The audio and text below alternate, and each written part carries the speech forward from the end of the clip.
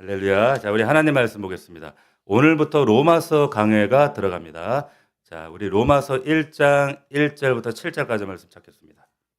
오늘 말씀의 제목은 황제의 로마, 하나님의 로마서, 황제의 로마, 하나님의 로마서, 이와 같은 제목으로 하나님 말씀 증거하도록 하겠습니다. 오늘 로마서 강의 첫 번째 시간입니다. 아마 오늘로 시작해서 2026년도 12월까지는 로마서 말씀으로 여러분들과 나누지 않겠는가라는 생각이 들어집니다. 아마 절기 이외에 그리고 특별한 주제 설교를 필요한 그 시간 외에는 아마 로마서 말씀으로 여러분들과 함께 은혜를 나누지 않겠나 싶습니다. 제가 여러분들과 함께 이제 드디어 성경의 가장 깊은 심장부인 이 로마서라는 이 거대한 산맥 앞에 우리가 서게 되었는데, 사실 제가 이 말씀을 여러분들한테 전하기까지 참 저도 소망하고 갈망하고 참 기다려왔어요. 그런데 사실은 정확하게 말씀드리면 기다린 것이 아니라 오래도록 주저했습니다. 많이 주저했습니다. 제가 물론 주제 설교로 한두 번 설교 말씀을 나눈 적은 있지만 강해 설교는 처음입니다. 구약과 신약 대부분 말씀들을 여러분들과 나눴거든요. 그럼에도 불구하고 제가 이 말씀을 강해 설교로 순서 설교로 여러분들과 나누기를 주저했던 이유는 저는 그런 생각을 했어요. 제가 복음으로 더 다져지고 하나님의 은혜와 능력으로 더 충만하고 좀 어느 정점에 이르렀을 때에 이 말씀 로마서의 이 놀라운 은혜와 감격의 이 신비한 복음을 우리 식구들과 나눌 수 있지 않겠는가. 마음으로는 제가 사실은 우리 교회가 처음 시작할 때 이 복음을 이 로마서를 나누고 싶었습니다. 그런데 제 역량이 거기에 도달하지를 못했었어요. 그래서 미루고 주저하고 고민하다가 어느덧 이렇게 9년이 지났습니다. 이런 시간이 지났어요. 용기가 나지 않았어요, 사실. 그러다가 하나님께서 더 이상은 미루지 말고 우리 성도들과 이 로마서의 이 놀라운 하나님의 은혜를 복음의 진수를 나눠야 된다라는 그런 오래도록 그런 부담 가운데 그래서 저를 밀어 넣으셔서 여러분들과 오늘 이렇게 말씀을 나누게 되었습니다. 제가 이 말씀 나누면서 제 안에 이런 또 하나의 간절함이 있습니다. 뭐냐면 하나님, 우리 성도들이 세상에 치이고 또 이런저런 사건과 수많은 일들에 치이고 상처받아 너덜너덜해진 정말 우리 성도들이 그런 가슴을 가지고 주 앞에 교회 앞에 나오는데 세상 위로 어떤 화장품 같은 그런 위로가 아니라 우리 자신을 수술대에 올려놓고 도려내는, 그래서 복음을 만나는 그런 놀라운 역사가 있게 하여 주시옵소서. 할렐루야.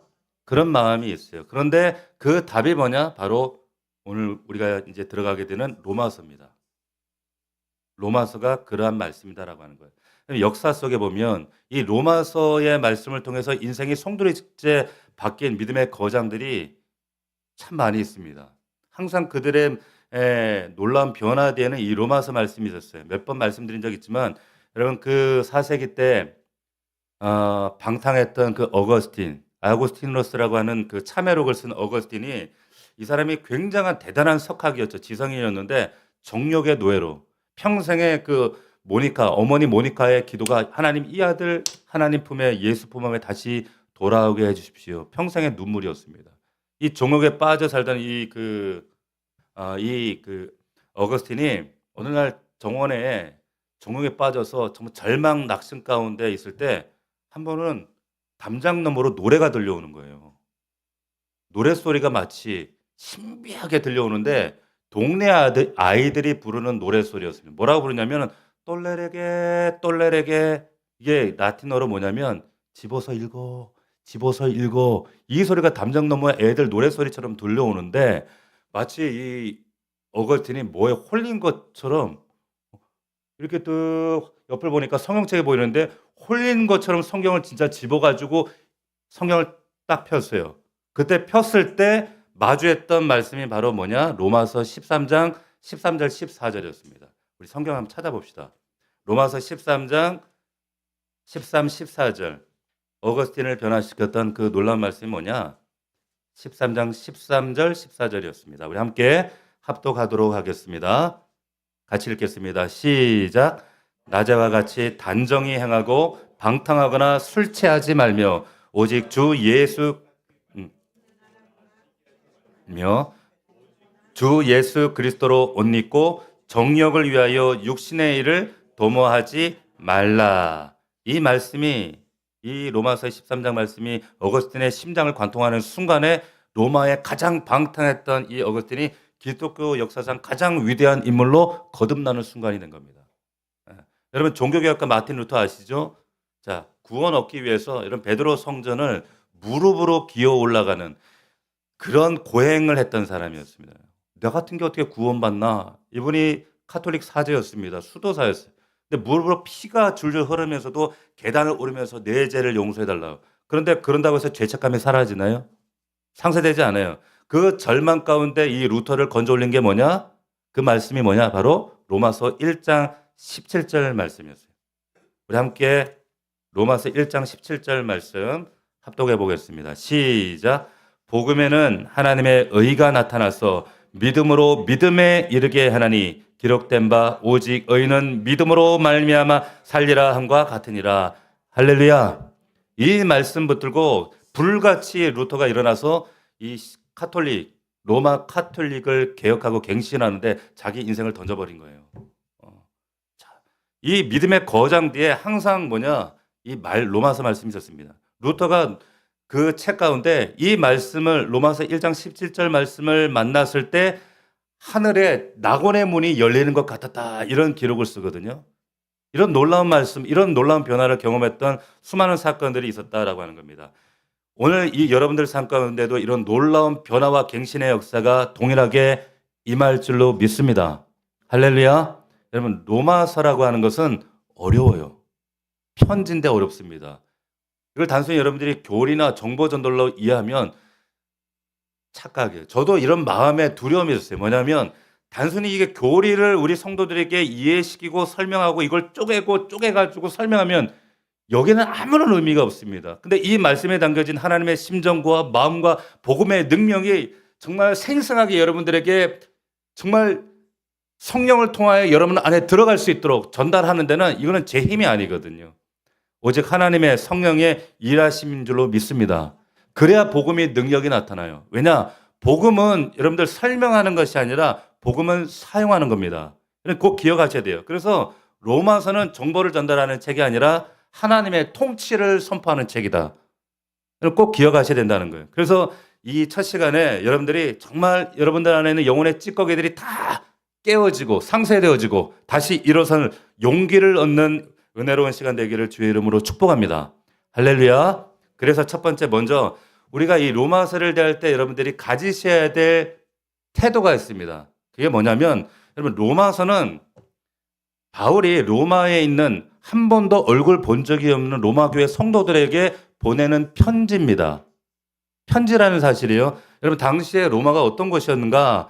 전 세계 중심지요. 그리고 전 세계 패권 국가였던 로마 안에 그 황제의 우상과 음란이 정말로 집결되어 있는 세상의 모든 더러움이 집결된 곳이 로마였습니다. 그 서슬퍼런 황제가 내가 왕이라고 선포하고 있는 로마 한가운데서 아니다, 예수가 왕이다라고 고백하면서 숨죽여 예배하던 사람들에게 보내는 이 생존 지침서가 바로 이 로마서입니다. 여러분 이걸 기억하셔야 돼요. 그러니까 이 말씀은 여러분들이 고상하게 커피 한잔 마시면서 카페에 앉아서 읽는 그런 책이 아니라 전쟁터 한복판에서 받는 작전 지시서 같은 책이다라고 하는 거예요. 그래서 여러분들이 이걸 꼭 기억하셔야 돼요. 여기에는 굉장히 바울의 결의와 결기와 두려움과 정말 이 말씀 가운데 어떻게 하면 우리가 이 전쟁터 같은 세상에 살아남을 수 있는가라고 하는 그런 간절한 마음이 담겨져 있다라고 하는 거예요. 여러분 삶의 현장이 전쟁터 같잖아요. 그렇지 않습니까? 얼마나 치열하십니까? 지금 여러분들 머릿속에 지금 전쟁터 같은 분도 있어요. 그런데 이 로마서가 이 말씀을 우리가 읽고 묵상하고 이 말씀을 우리가 설교를 통해 들을 때 이 말씀이 여러분들을 이 전쟁터 같은 세상에서 여러분들을 일으켜 세울 줄로 믿습니다. 살릴 줄로 믿습니다. 자, 먼저 우리 1절을 보겠습니다. 자, 1절을 다시 보시면 예수 그리스도의 종 바울은 사도로 부르심을 받아 하나님의 복음을 위하여 택정함을 입었다라고 나옵니다. 여기 보면 이 첫 장 1절부터 굉장히 충격적인 이야기가 나와요. 뭐냐? 예수 그리스도의 종 바울. 목사님 그게 뭐 이렇게 충격적입니까? 어 당연한 거 아닙니까? 반문하실 수 있지만 그건 여러분들이 그때 사정을 몰라서 하시는 얘기예요. 원래 일반적으로 당시에 종은 원래 이 단어를 쓰지 않습니다. 그러니까 성경의 원어에 보면은 디카이오스 일꾼이라는 단어를 쓰는데 여기 둘로스라는 말은 좀 더 우리에게 실감나게 어감 있게 번역을 한 것은 종은 이게 좀 약해요. 뭐냐면 노예입니다. 노예입니다. 생각해 보세요. 자기를 지금 노예라고 소개하는 거예요. 로마 사람들에게. 이게 우리는 실감 이 노예라는 신분이 우리는 지금 조선 시대가 아니니까 별로 이게 와닿지가 않지만 당시에 여러분 로마 인구의 절반 이상이 노예였습니다. 그러니까 길을 가면 노예 시장이 펼쳐졌어요. 그러니까 공장의 기계나 사고 파는 그런 수단에 지나지 않았어요. 일종의 생산 수단이었단 말이에요. 그래서 그때 당시 사람들 하는 말로 "야 노예나 당나귀나 다 똑같아. 노예는 말할 줄 아는 물건이고 당나귀는 말 못하는 물건이야." 이렇게 말할 정도로 취급할 정도로 하대받던 사람 대접 못 받던 것이 노예였습니다. 그러니까 노예 시장 당시에 가면 반나체로 사람 세워 놓고 "이거 얼마요?" 그럼 마음에 들면 가서 찔러 보고 사고 이런 게 너무 당연했던 게 로마 시대였다는 거예요. 그런데 보세요. 그런 노예 집에 데려다가 그런 노예에다가 인두로 지져가 "이거 내 거." 도장 찍고 여러분들 전에 제가 여러분들 말씀 나눈 적 있지만 귀뚫은 종이라고 하는 말씀이 있어요. 그 종, 그 노예 평생 귀뚫고 살아가야 되는 그 종, 노예를 이제는 아무 소망이 없어요. 그런 노예입니다. 그런데 이 노예가 무슨 소망이 있어요? 자기 이름이 있어요? 계획이 있습니까? 꿈이 있습니까? 아무것도 없는데 그냥 말할 줄 아는 짐승으로 살아가는 그 노예. 이런 당시 사회 문화 속에 살아가는 로마 성도들에게 지금 바울이 한 번도 대면한 적이 없는 지금 로마 교회 성도들에게 자기를 뭐라고 얘기하냐면 예수 그리스도의 노예 둘로스 이렇게 편지를 보냈다는 것은 로마 교회 성도들 입장에서 보면 이건 굉장히 충격적인 얘기예요. "왜?" 이렇게 반응하는 거죠. "왜?" 자, 왜 이 바울이 이 비굴해 보이는 이 노예라는 단어를 썼을까? 음? 내가 그분의 종이다, 노예다. 이거는 비굴함이 아니라 내 인생의 주권이 어디에 있는가라고 하는 당당한 선언입니다. 선언부터 딱 하는 거예요. 여러분 이거 좀 실감나게 설명하기 위해서 제가 이걸 고민하다가 어떤 생각이 떠올랐냐면 제가 중학교를 부산에서 졸업을 했어요. 근데 입학한 곳은 부산이 아니라 용인이었어요. 용인에 용인시청 지나면 용인의 명문 태성중고등학교라는 곳이 있습니다. 예. 제가 여기 용인의 용인에 있는 용인국민학교 출신이에요. 그래서 당시에는 그래도 태성중고등학교가 명문 축구 명문이었습니다. 거길 딱 입학했는데 그 당시만 해도 여러분 그 학교에 이렇게 막 애들을 후배들 들어오면 빠따로 때리고 돈 뺏고 막 괴롭히는 이런 형들 소위 말하는 학교의 통이라고 하는 형들이 있었어요. 그 형. 근데 그 형의 이름을 제가 아직도 잃어버리지 않습니다. 잊어버리지 않아요. 유명했어요. 강머시기 호 뭐 이랬어요. 강머시기. 근데 그 형 소위 말해서 쉽게 말하면 학교 짱, 통. 근데 그 형이 애들이 막 그러는 거예요. 그 강머시기 뭐 이래 가지고 그래서 제가 지금도 강씨들을 안 좋아합니다. 강씨들을 안 좋아해요. 강씨. 우리 교회 강씨 없죠? 다행히도. 강씨들은 그래서 우리 교회에서 목자가 될 수 없어. 강씨들은 권사 장로 안 돼. 예, 그 이름을 제가 학교에서 얼마나 애들 괴롭히고 그 이름 생하면 제가 와 이제 치가 떨린다니까. 그 형한테 걸리면 맞는다. 돈 뺏는다. 뭐 인사 잘해야 된다. 막 애들이 막 이러니까 학교 가는 게 무서운 거예요. 그때 당시에는 막 후배들 불러다 놓고 막 때리고 그랬다니까. 근데 그때 당시에 저희 교회에 여러분 저희 교회에 요 용인에 지금도 교회가 있어요. 그 교회에 유땡천이라고 하는 우리 교회 형이 있었어요. 유도를 하고 키가 크고 잘생긴 형이 있었는데 그 형이 왜 우리 교회에 왔냐면 이 얘기는 제가 할까 말까 고민했는데 그 형이 유땡천이라는 형이 저희 누나를 짝사랑했어요. 짝사랑했습니다. 그래서 이 형이 그래서 우리 교회를 나왔는데 이 형이 학교 친구들 막 데려와 가지고 막 중고등 막 부흥을 했어요. 근데 이 형이 제가 왜 이 형 이름을 아직도 기억하냐면 그때 당시에 얼마나 가난하고 그 교회 시골 교회 우리 어머니가 전도사님이셨는데 우리 어머니는 맨날 그 신발을 사주면 아세요? 타이거라는 신발이 있었어요. 맨날 타이거만 사주는 거야. 페가수스. 맨날 친구들이 페가 망신했다고 막 놀리는 신발. 근데 이 형이 우리 누님을 지금 필리핀에 있는 우리 누님을 짝사랑하는 이 형님이 사랑한다는 이유로 저한테 그 당시에 르카프 신발을 사준 거예요. 제가 충격을 받았어요. 왜? 왜? 그랬잖아요. 그 당시에 처음에 르카프라는 신발이 처음 출시가 됐거든. 근데 제 생일날 르카프 신발 제가 그거를 3년 동안 신은 것보다 벗고 다닌 적이 더 많아. 업고 다녔어요, 신발을. 너무너무 소중해 가지고. 그런 형이었는데 그만큼 이제 그 형이 제가 친하죠. 근데 그 형한테 제가 물어봤어요. 형, 우리 학교에 제가 이제 중학교 들어갔더니 학교에 짱이 있더라. 통. 그 강머시기 통 아냐고. 그랬더니 이 유땡천 형이 뭐라고 하냐면 금방 그거 내 꼬봉이야 이러는 거예요. 남자들은 그 허세가 있잖아요, 좀. 꼬봉이래. 그랬더니 그랬더니 꼬봉이래. 근데 긴가민가 했는데 그런 줄 알았어요. 근데 어느 날 이 유땡천 이 형이 전화를 했는지 만나서 했는지 아침에 학교를 갔더니 어느 날 교실 문이 앞에 확 열리는 거야. 그랬더니 그 머시기 그 통형이 교실을 확 열고 애들 데리고 딱 온 거예요. 그랬더니 뭐라고 하냐면 야, 이번에 장균이가 누구야? 이러는 거예요. 쫄아가지고 갑자기 막 모든 긴장에 친구들이 다 나를 쳐다봐. 그리고 저도 쫄아가지고 전데요. 손 들었거든. 너 이리 와. 앞으로 나와. 이러더라고. 앞으로 나와가지고 저를 복도로 데리고 나가요. 복도로 내려나가서는 뭐라 그러냐면 그 형이 앞으로 네 학교 다니면서 너 괴롭히는 애들 있으면 이름 다 적어내. 힘든 거 있으면 형한테 얘기해. 너 유땡천 동생이라며. 이러는 거예요. 그때 그 든든함, 그 영광, 그 자부심, 그 뿌듯함 친구들이 다 보고 있어. 와, 예? 그리고 딱, 야, 지금 사도가 지금 그 얘기하고 있는 거예요. 아시겠어요? 예수 그리스도의 종 했을 때 그 안에 담긴 뉘앙스가 딱 그런 거란 말이에요. 여러분, 여러분이 신앙생활하고 세상 살면서 여러분 인생이 왜 불안하고 힘든 줄 아세요? 왜 예수 믿는데 왜 흔들릴까요? 왜 그럴까? 자꾸 내 인생에 내가 통로를 타려고 그러는 거예요. 내가 짝노로 타려고 그러는 겁니다. 여러분, 이 말씀 통해서, 오늘 말씀을 통해서 인생의 통자리 내려놓으십시오. 할렐루야? 쉽지 않죠.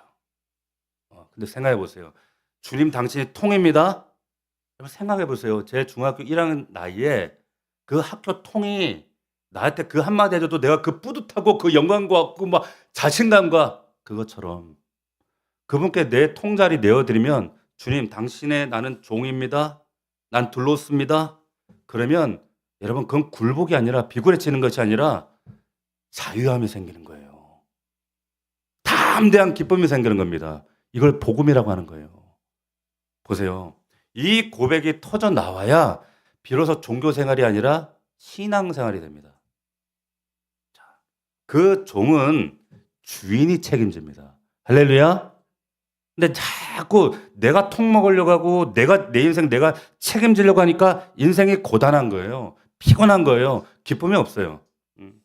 자, 그렇기 때문에 여러분 이어지는 말씀 여러분 6절을 보시면 이런 말씀이 있어요. 6절 우리 한번 같이 읽어볼까요? 자, 같이 읽겠습니다. 시작. 너희도 그들 중에 예수 그리스도의 것으로 부르심을 받았대요. 너희도. 자, 여기서 말하는 너희는 누굽니까? 지금 로마서를 수신받고 있는 로마교회 성도들이에요. 그들 우리가 똑같은 평신도들입니다. 근데 바울이 이렇게 얘기하는 거예요. 로마에 있는 성도 여러분, 여러분도 나와 똑같이 예수 그리스도의 것으로 부름받았습니다. 이거 기억하십시오. 할렐루야. 자, 그렇다면 우리가 기억해야 될 중요한 말이 있어. 단어가 있어요. 뭡니까? 예수 그리스도의 것. 예수 그리스도의 것이라는 거예요. 이런 말씀에 좀 밑줄 쫙 꺼야 돼. 예수 그리스도의 것입니다, 여러분들은. 할렐루야. 여러분들은 예수 그리스도 소유가 됐다 이 말이에요. 소유가 되었다는 것은 다른 말로 하면 노예가 되었다 그 뜻이에요.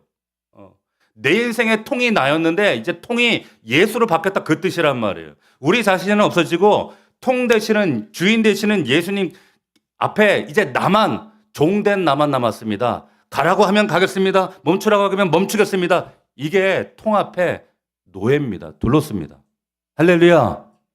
여러분, 머리로 받지 말고 여러분들 순종으로 받으시기를 주의 이름으로 축원합니다. 여러분, 사도 바울이 그런데 자기만 나는 둘러습니다, 노예입니다 이렇게 말씀하지 않고 로마 교회 성도들 역시 똑같이 지금 노예다, 종이다라고 말씀하고 있다는 거예요. 이 사실을 부인하면, 이게 여러분들 마음 가운데 고백이 안 되고 정말 삶으로 인정이 안 되면 여러분 그냥 로마서에 덮어야 돼요. 지금 이 로마서 말씀을 나눌 필요가 없어요. 그냥 덮고 일어나셔야 돼요. 왜냐? 여러분, 이 말씀, 로마서 말씀을 쭉 읽으면 온통 예수 믿고 그의 종된 사람들 이야기만 계속 나와요. 성경은 그 얘기거든요. 그런데 자기를 그리스도 종으로 나를, 예수를 내 앞에 통으로 모시기를 힘든 사람이 이 지금 로마서를 말씀을 나눌 이유가 있겠어요? 읽어봐야 이건 머리에 관념밖에 되어지 않는다는 거예요. 저와 여러분 모두가 예수 그리스도를 통으로 모시는, 우린 그분의 종인 줄로 믿습니다. 할렐루야. 자, 보세요. 이렇게 우리가 이 말씀을 통해 우리의 달라진 신분을 인식하고 이 고백이 나의 고백으로 될 때, 누가복음 9장 23절에 보면 아무든지 나를 따라오려거든 자기를 부인하고 날마다 제 십자가를 지고 나를 쫓을 것이니라 라는 말씀까지 들어갈 수 있는 거예요. 종된 바울이 이런 정말 자신을 이렇게 고백하면서 그럼 전하고자 했던 그 내용이 뭐냐? 그 내용이 바로 2절부터 나옵니다. 그 내용이 복음이에요. 2절 보겠습니다. 이 복음은 하나님이 선지자를 통하여 미리 약속하신 거래요. 그리고 3절에 보면 그의 아들에 관하여 말하면 육신으로는 다윗의 혈통으로 오셨대. 그건 그분의 인성을 말씀하시는 거예요. 성육신을 말씀하는 겁니다. 그리고 부활로 하나님의 아들이심을 선포되셨다. 그분의 신성을 얘기하는 거예요. 그리고 복음은 곧 우리 주 예수 그리스도시니라. 4절 하반절에 나와 있죠. 자, 다시 말하면 복음은 뭡니까? 복음은 뭐라고요? 곧 우리 주 예수 그리스도요. 할렐루야. 자, 여러분, 복음은 바울이 어떻게 만들어낸 어느 날 번뜩 마누에 일려보 사과가 뚝 떨어지 만들어낸 아이디어가 아니에요. 어떤 처세술이 아니에요. 복 받는 비결이 아니에요. 복음은 예수 그리스도 인격 그 자체라고 하는 겁니다. 그러니까 보세요. 2절에 이 복음은 3절 4절 쭉 설명하고 말미에 곧 우리 주 예수 그리스도시니라. 한번 따라합시다. 복음은 예수 그리스도다. 복음은 예수 그리스도다. 간단해요. 복음은 예수 그리스도입니다. 예수 그리스도라는 거예요. 그러니까 여러분, 복음이라고 하는 게 뭐예요? 복음은 기쁜 소식이에요. 기쁜 소식. 여러분들에게 기쁜 소식이 뭐예요? 아, 주식이 올랐어. 야, 집값 올랐어. 우리 애가 좀 좋은 학교 갔어. 이게 기쁜 소식이죠. 그러면 로마 사람들에게 여러분 기쁜 소식은 뭐였을까요? 이게 우리는 복음 그러면 이게 기독교의 용어고 신앙적 용어인가 보다. 아니요. 당시에 복음이라는 단어가 유앙겔리온이라는 단어였습니다. 유앙겔리온. 따라합시다. 유앙겔리온. 복음, 유앙겔리온. 이건 뭐냐면 그 당시 로마 사람들이 생각하는 기쁜 소식은 뭐냐? 유앙겔리온은 뭐냐? 황제의 탄생이나 황제의 즉위를 얘기했어요. 이게 복음이에요. 이게 유앙겔리온입니다. 다시 말하면 황제가 경제적 풍요와 부여와 안정감을 준다고 믿었기 때문에 이게 그들에게는 유앙겔리온이었단 말이에요. 그런데 그 황제가 다스리는 그 세상 로마 한복판에서 외치는 거예요, 바울이. 황제가 복음이 아니라 예수가 복음이야 라고 외치는 겁니다. 할렐루야. 이거 목숨 거는 거예요. 잘못 전하다가 죽어요, 발각되면. 그런데 이렇게 외치는 거예요. 이게 그리스도인들이라는 거예요. 응? 이 복음을, 지금 복음은 세상이나 황제가 주는 어떤 성공이나 돈이나 어떤 축복이나 이런 것들이 아니라 죽으시고 부활하신 예수 그리스도와의 만남이다라고 말씀하고 있는 거예요. 잘 보세요. 자, 세상 종교는 복음을 어떻게 표현하냐면 이렇게 얘기를 해요. 자, 깊은 웅덩이에 사람이 빠졌습니다. 빠졌는데 도덕주의자들은 와서 뭐라고 하냐면 웅덩이에다가 소리를 막 질러요. 뭐라고 하느냐? "야 이 사람아 왜 그 쓸데없이 거기에 빠졌나? 올라와!" 이래요. 이게 도덕주의자들. 근데 이 종교주의자들, 율법주의자들은 어떻게 하냐면 웅덩이 빠진 사람한테 율법책을 던져주는 거예요. 종교의 경전을 던져줘요. "야 그거 빠져 갖고 뭐 힘들게 자 여기 매뉴얼이 있으니까 이거 보고 자네 힘으로 거기 기어 올라와." 이게 율법주의자들. 이게 종교가 하는 거예요. 복음은 뭐냐? 우리가 믿는 예수 그리스도의 복음은 뭐냐? 하나님이 직접 웅덩이 속으로 뛰쳐 들어오신 거예요. 뛰쳐 들어와서 지금탕에 빠져 허우적거리고 있는 우리를 친히 그걸 함께 진흙을 뒤집어 쓰고 당신의 목숨을 대가로 지불하셔서 우리를 번쩍 들어 올리시는 사건. 그게 뭡니까? 그게 십자가예요. 그게 십자가란 말이에요. 이 복음을 우리가 받아 누리고 있는 줄로 믿습니다. 이 복음을 여러분 심장에 관통한 이 복음이 여러분의 살아 생생하게 역사하기를 주의 이름으로 축원합니다. 여러분 인생 가운데 여전히 인생의 웅덩이에 빠져 호적거리고 고민하고 갈등하는 분들이 있을지 몰라요. 자, 나 같은 게 어떻게 구원받나? 내가 이렇게 하나님 앞에 바로 살지 못하고 어떻게 나같이 이렇게 죄 짓고 넘어지고 앞서도 기도하신 분들의 기도를 들어보면 대부분 이렇게 그것이 회개의 기도이기도 하지만은 어쩔 때는 제가 막 너무 자책하는 기도가 아닌가라는 생각이 들 때가 있습니다. 보세요. 근데 복음은요. 복음이라는 것은 하나님이 우리에게 우리의 어떤 상태를 요구하지 않아요. 복음이라는 것은 우리의 어떠함에 달려서 구원받는 게 아닙니다. 잘 들으셔야 돼요. 우리는 자꾸 하나님 앞에 하나님 내가 어떻게 하나님이 나를 사랑하실까? 어떻게 나에게 은혜를 주실까? 라고 고민을 합니다. 이게 인과응보적 사고 때문에 근데 잘 들으세요. 복음이라고 하는 것은 여러분들에게 어떤 구원의 조건을 요구하지 않아요. 복음은 하나님이 하신 일이에요. 복음은 하나님이 완성하신 일이에요. 할렐루야. 예수님이 십자가에서 이미 테텔레스타이 다 이루시는 사건 그 결과에 반응하라는 겁니다. 누리라는 거예요. 그래서 잘 보세요. 하나님이 다 하셨다는 선포. 그러니까 은혜가 임하면 세상과 우리가 살아가는 모든 방식의 해석이 달라집니다. 복음이 들어가면 내 삶의 그런 고난과 아픔과 저주가 이제는 모든 것이 하나님의 섭리로 설명되어지기 시작하는 거예요. 할렐루야. 그래서 여러분 5절 보세요. 그럼 그 복음의 목적지 목표가 뭐냐? 우리 5절 같이 읽겠습니다. 같이 시작. 그로 말미암아 우리가 은혜와 사도의 직분을 받아 그의 이름을 위하여 모든 이방인 중에서 믿어 순종하게 하나니. 복음의 목적지는 뭐다? 믿어 순종하게 하는 겁니다. 그래서 믿음과 순종은 분리될 수가 없습니다. 바울은 믿음 뒤에 바로 순종을 그래서 갖다 붙이는 거예요. 자, 진짜 믿는다면 어떻게 가만히 있어요? 그러니까 여러분 자꾸 하나님께서 내가 어떻게 하면 하나님께 사랑받을 수 있을까라는 것을 조건으로 생각하시는 거예요. 조건이 아니라 여러분 진짜 믿음이 들어오면 결과로 나타나는 현상이에요. 우리의 헌신, 내가 이렇게 헌신해야 하나님이 나에게 축복하시고 나를 지옥에 던져버리지 않고 날 천국 데려갔지.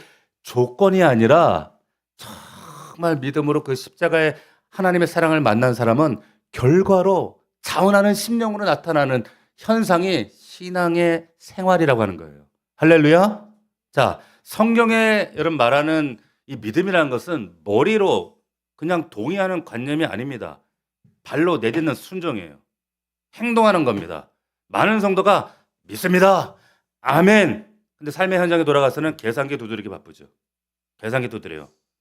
그건 동의인지는 몰라도 그것이 믿음은 아니라는 것을 여러분들 확실하게 직시하셔야 돼요. 왜 우리의 신앙사 그리스도인들이 이렇게 신앙생활이 무기력한가?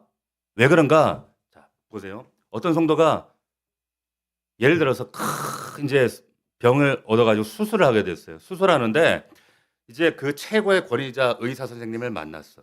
만났는데 그 의사 선생님을 면담합니다. 선생님, 제가 선생님의 학벌도 알고 선생님의 그 수술하신 성공 사례도 제가 다 찾아봤습니다. 다 압니다. 정말 선생님 실력 있는 분입니다. 선생님, 저는 선생님을 100% 믿습니다. 자, 그리고 막상 수술 시간이 됐는데 이 사람이 계속 주저하는 거야. 그리고 뭐라고 하냐면 그러는 거예요. 선생님, 제가 믿기는 믿는데요. 전신 마취는 안 하면 안 될까요? 제가 정신이 깨어 있어야 제가 안심이 될 것 같거든요. 선생님, 메스는 제가 잡고 선생님이 우리 뒤에서 코치만 해주시면 안 될까요? 불안해서요. 자, 이러면 이거 말이 될까요? 안 될까요? 물어보나 마나 아니에요. 신앙생활을 이렇게 하는 거예요. 마치 이와 같이. 여러분, 진짜 믿음은 뭐 어떻게 하는 거예요? 내 몸을 수술대 위에 딱 맡겨 눕혀놓고 내 의식을 전신 마취에 딱 맡기고 내 생명을 가르는 그 메스의 의사의 손에 메스를 완전히 맡겨버리는 거예요. 할렐루야? 그거 당연한 거 아닙니까? 이 당연한 것을 안 하겠다 버티는 겁니다. 선생님, 이제 내 몸은 선생님 겁니다. 당신 마음대로 집도하십시오. 이게 진짜 믿음이라는 거예요. 그렇다면 신앙도 마찬가지입니다. 주님, 제가 주님 말씀 믿습니다.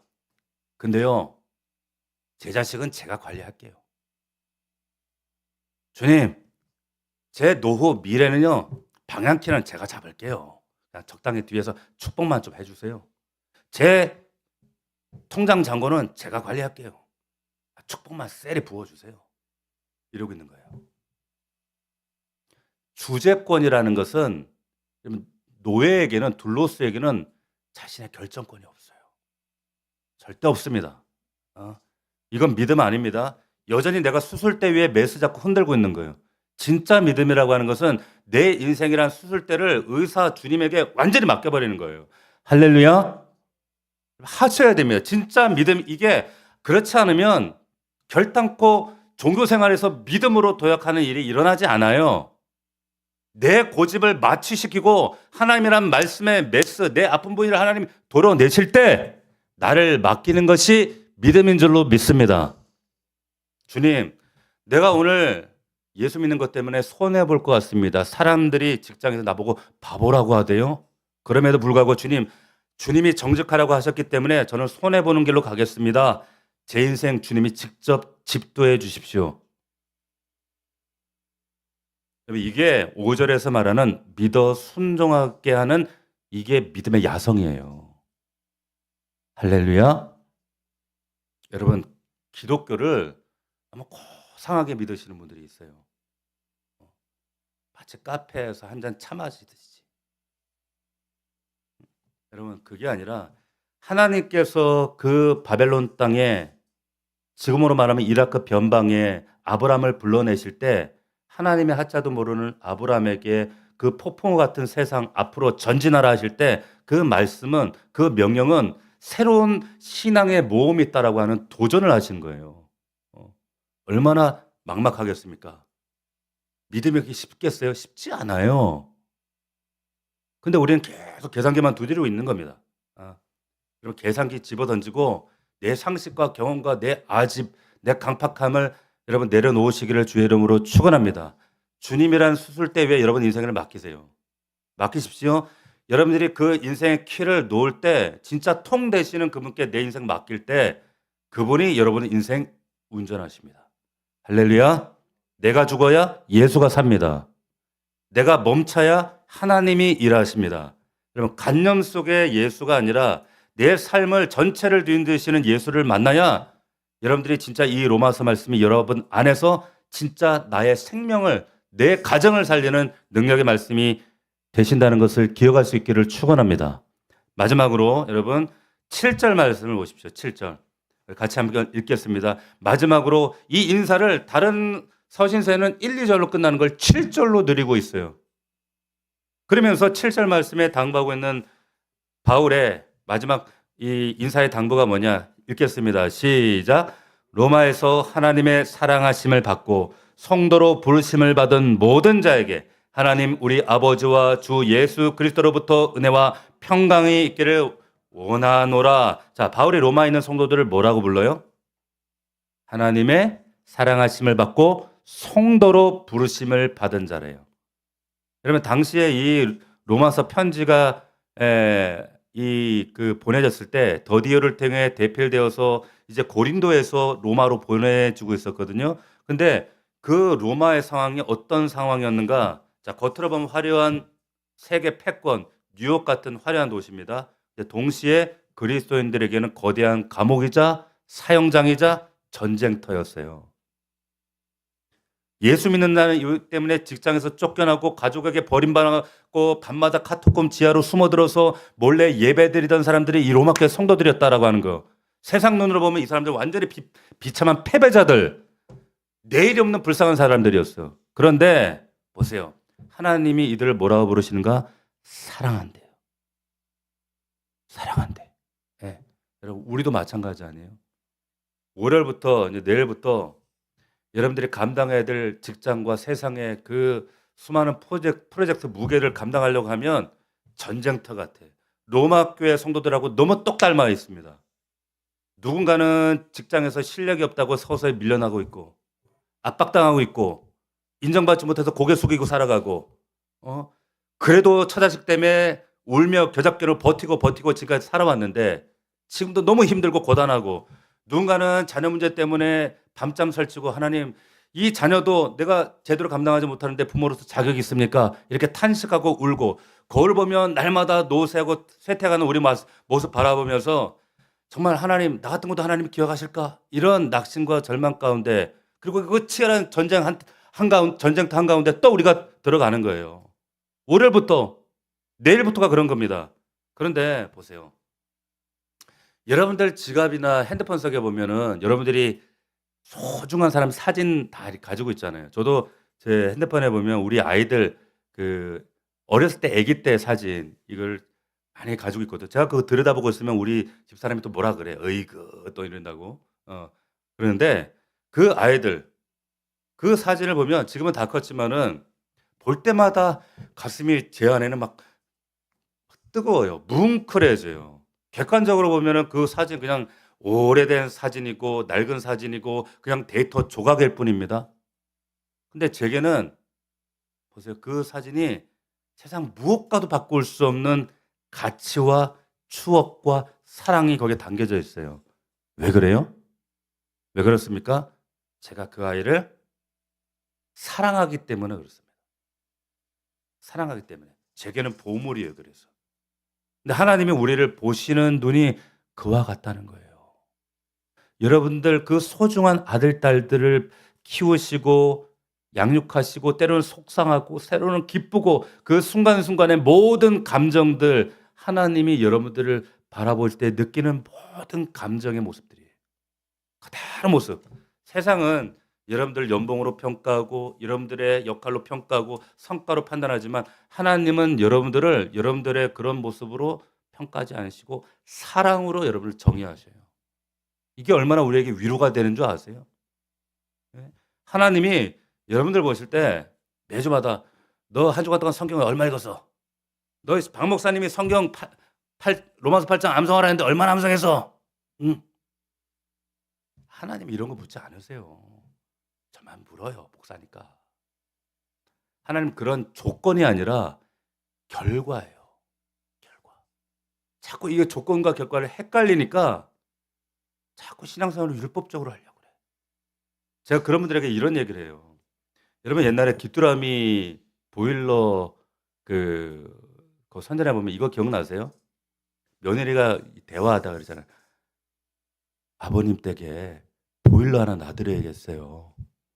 기억나시나요? 잘 생각해 보세요. 똑같은 거예요. 우리가 하나님 앞에 헌신하고 드리는 게 딱 귀뚜라미 보일러 같은 거예요. 내가 뭘 해야지.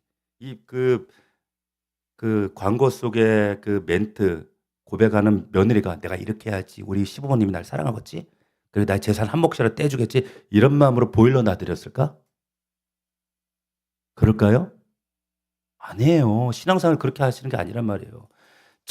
정말 부모를 생각하고 하나님을 위하는 마음은 이런 거예요. 그냥 '우리 아버지 집에 보일러 하나 놔 드려야겠다.' 이건 결과예요, 결과. 신앙생활은 그렇게 하시는 거예요. 음. 여러분 우리가 하나님의 그 사랑을 경험한 자들만이 이 고백을 할 수가 있습니다. 우리 아버지 집에 정말 주의 일에 나도 보일러 하나 놔드려야겠다. 이런 마음 드는 거예요. 음. 여러분 우리가 세상이 나를 조롱하고 세상이 나를 무시하고 내 인생이 후패해 가도 그럼에도 불구하고 우리가 다시 일어날 수 있는 이유는 뭐냐?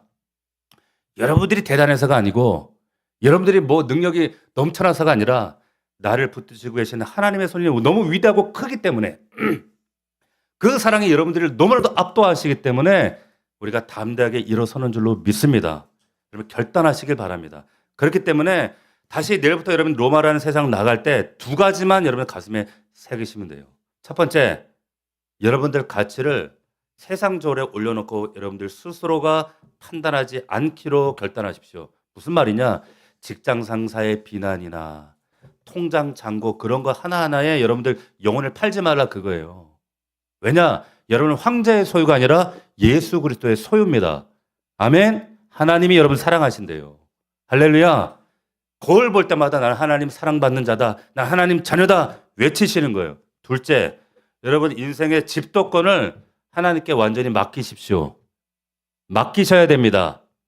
여러분 말씀 아까 드린 것처럼 수술대 위에 환자처럼 내 고집의 메스 여러분들이 쥐시면 안 돼요.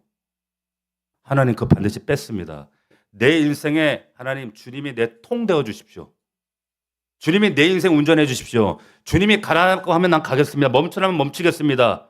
하나님 이 믿음과 여러분 순종이 있을 때 비로소 여러분 로마서가 종이 위에 글자가 아니라 여러분 삶을 뒤집어 놓는 생명의 능력의 말씀이 되는 줄로 믿습니다. 이 약속을 붙드셔야 되는 거예요. 여러분 사망이나 생명이나 적신이나 위험이나 칼이라 누구도